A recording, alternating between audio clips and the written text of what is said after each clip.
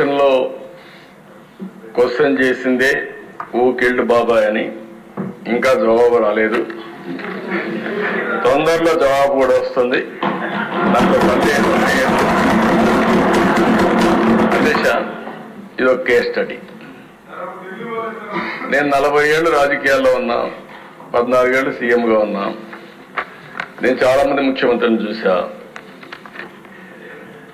ఇప్పుడే విష్ణుకుమార్ రాజు చెప్పినట్టు ఒక వ్యక్తి ఏ విధంగా చేస్తాడో వివేకానంద రెడ్డి మర్డర్ ఒక ఎగ్జాంపుల్.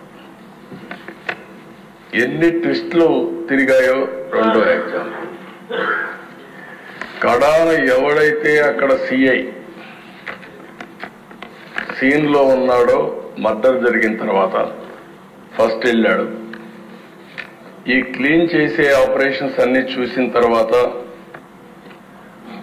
అతను సిబిఐకి ఇన్ఫర్మేషన్ ఇవ్వడానికి సిద్ధపడితే ప్రభుత్వ దుర్వినియోగంతో అతనికి ప్రమోషన్ ఇచ్చి సిఐ నుంచి డిఎస్పీ తిరిగి సిబిఐ పైనే ఆరోపణలు చేసే పరిస్థితికి వచ్చారు. అధ్యక్ష, ఇన్వెస్టిగేషన్ ఆఫీసర్ పైన కేసు పెడితే సిబిఐ, ఆ ఇన్వెస్టిగేషన్ ఆఫీసర్ హైకోర్టు పోయి బెయిల్ తీసుకునే పరిస్థితికి వచ్చాడు. ఇది రాష్ట్ర చరిత్రలో ఎప్పుడు చూడలే. ఇవన్నీ దేశ చరిత్ర ప్రపంచంలో కూడా జరుగుండవు. ఈ దేశంలో కాదు, వేరే ప్రపంచంలో ఎక్కడా జరగవు. నేరస్తుడు ఎంత పవర్ఫుల్ అంటే అధ్యక్ష, నేను అదే ఎప్పుడు చెప్పేవాడిని, నేరస్తుడే ముఖ్యమంత్రి అయితే పోలీసులు కూడా నేరస్తులకు ఇంకా వంతన పడే పరిస్థితికి వస్తే ఏం జరగాలో జరిగాయి. అధ్యక్ష, సిబిఐ లాంటి సంస్థ వివేకానంద రెడ్డి మర్డర్ లో ఉండే నిందితుడిని అరెస్ట్ చేయడానికి పోయి మేము అరెస్ట్ చేయలేమని తిరిగి వచ్చారంటే కెన్ యు ఇమాజిన్ అధ్యక్ష?